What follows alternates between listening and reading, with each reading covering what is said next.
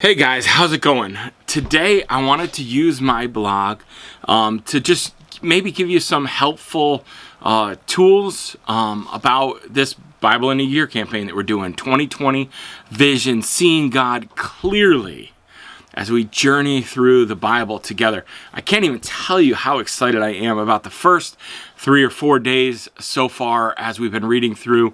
Man, our Facebook group has been amazing. If you haven't joined that, make sure that you do.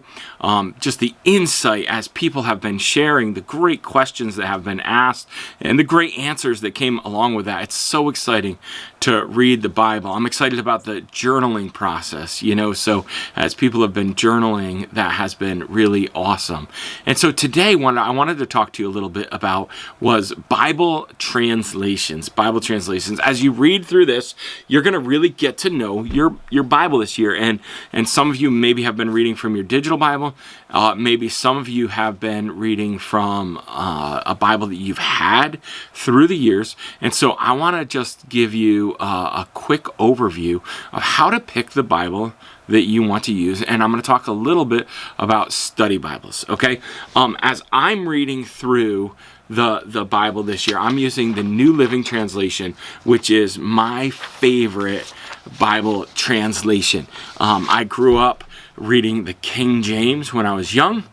In my teen years and into my probably late 20s, I spent the majority of my time reading the NIV Bible, which is awesome. I love it. And even recently, I've been preaching out of that for the last several years. And then in my 30s, I became acquainted with the New Living Translation, and I absolutely love it. To me, it's the easiest Bible to read and comprehend.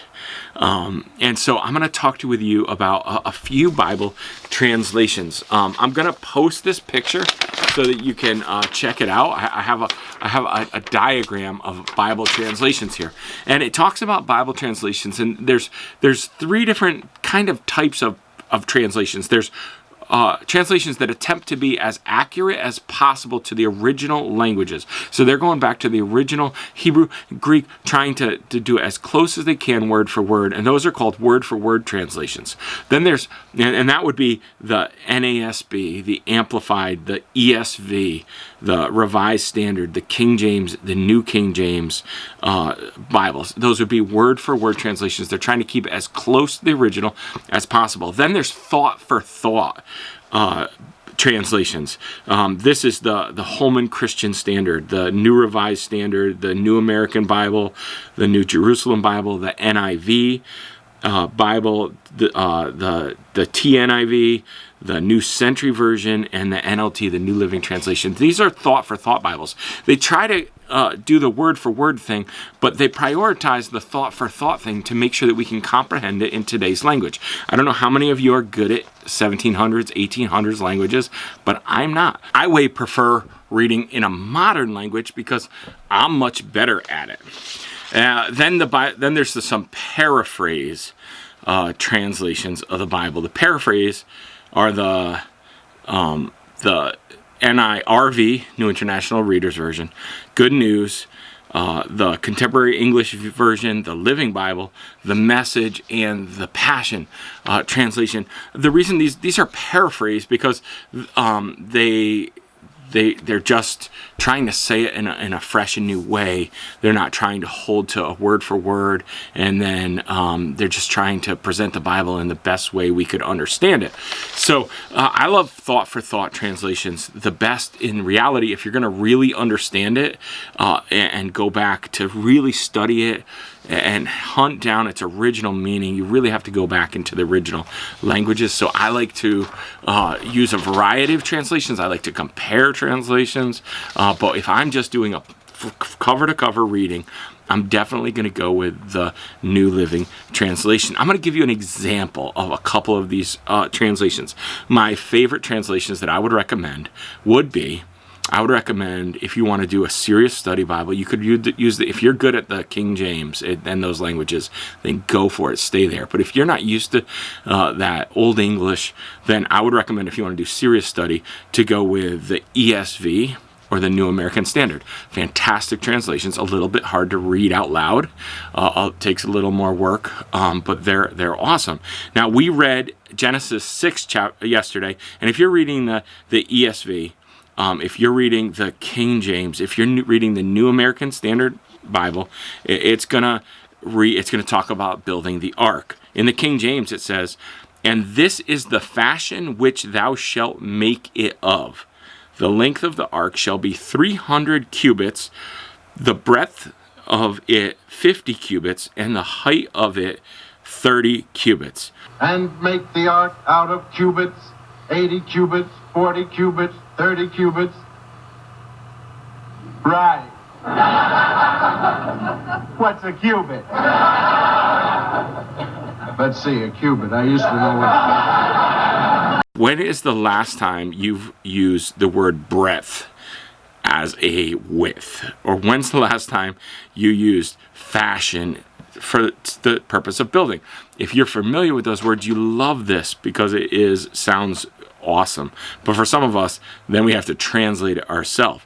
The New American Standard Bible and the ESV also are a little bit easier to read, but they also, when they interpret it, they use the length shall be 300 cubits, its breadth 50 cubits, and its height 30 cubits.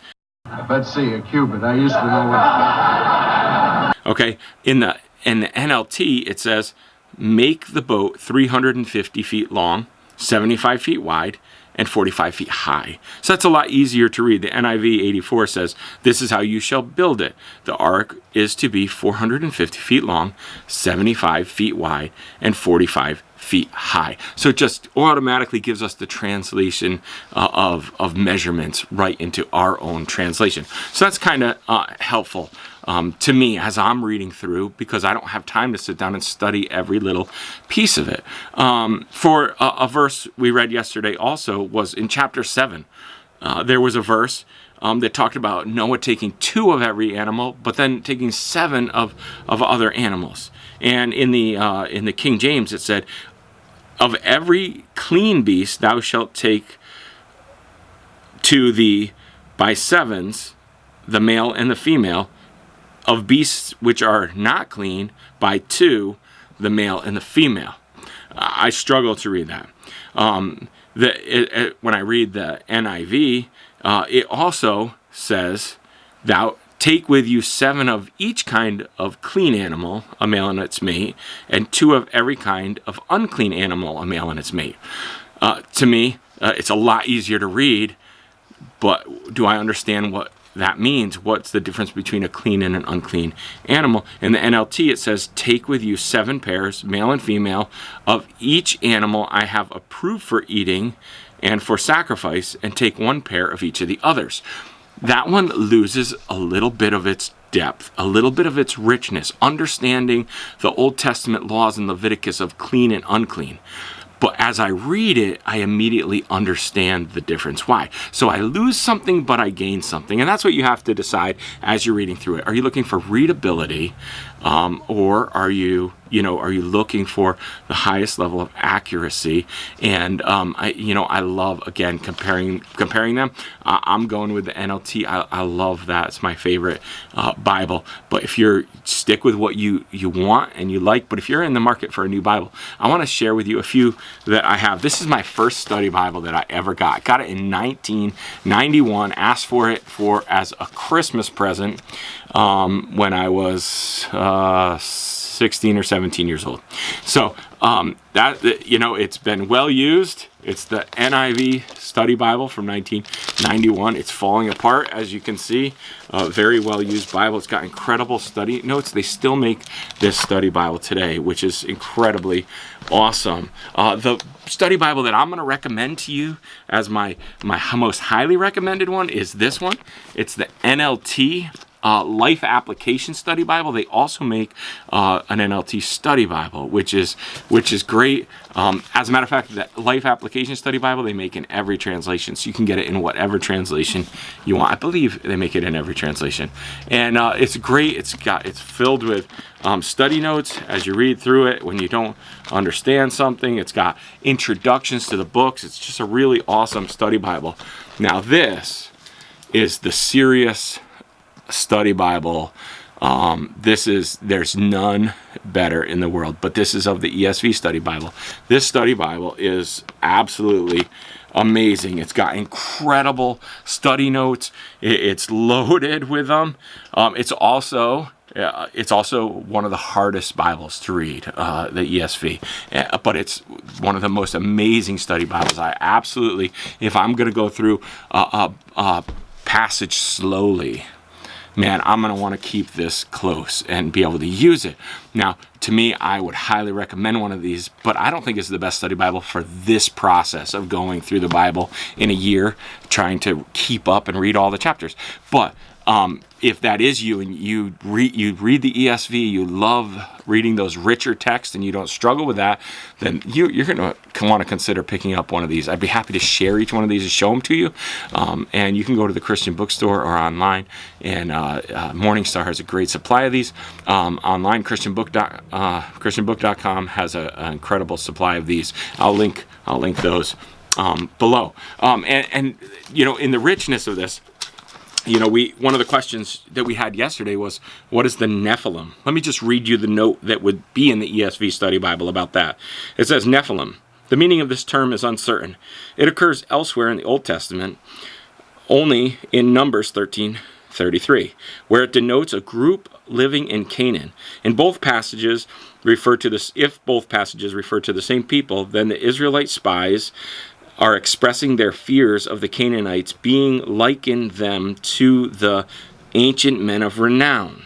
Although the Hebrew Nephilim means fallen ones, the earliest Greek translators rendered it gigantes, or giants. This idea may have been mistakenly deduced by Numbers 13:33. One must be cautious about reading it back to the present passage. The Nephilim were mighty men or warriors, and as such may well have contributed to the violence that filled the earth in Genesis 6:13. So that's just, a portion of the study Bible that, would help you to understand what you're looking at and what you're reading. So anyhow, I hope that's helpful. Just if you're not ready to make a Bible purchase, our website has an online Bible. I'll post a picture of this where you can actually read the Matthew Henry commentary on any verse. You just look up the verse and you click the Matthew Henry or the Fawcett. There's another one there that is really great. And you can even look up in a Bible dictionary. So if you're looking for a free Bible commentary, you don't have one, a paper one, you don't want to buy a study Bible, or you're not ready to at this time, you can use our website for that. Anyhow, I hope that was helpful. I want you to have a Bible you're comfortable with, okay? So whatever that Bible is, then pick it up, use it, and get familiar with it. Again, I think this is a great time of year to buy a new Bible because you're going to read through the whole thing this year. And also, one thing I would like to recommend is to spend a little extra on the front end and buy a leather-bound one, because it's going to last you so many more years. A paperback or even a hardcover, it's going to rip earlier. If you spend a little extra early and get a leather-bound one, it's going to last you many more years. But there's nothing wrong with buying a paperback or a hardcover. They're certainly the same Bible. There's the same Bible. The cover might just seem a little nicer with a leather, but the actual real benefit is that it'll last you a lot longer. And those notes that you take in the margins, those things you circle, you'll be able to continue using that Bible for years beyond what you would with the paperback or the hardcover. So anyhow, I hope this blog was beneficial to you today. And so, hey, happy reading. God bless you guys, and keep growing.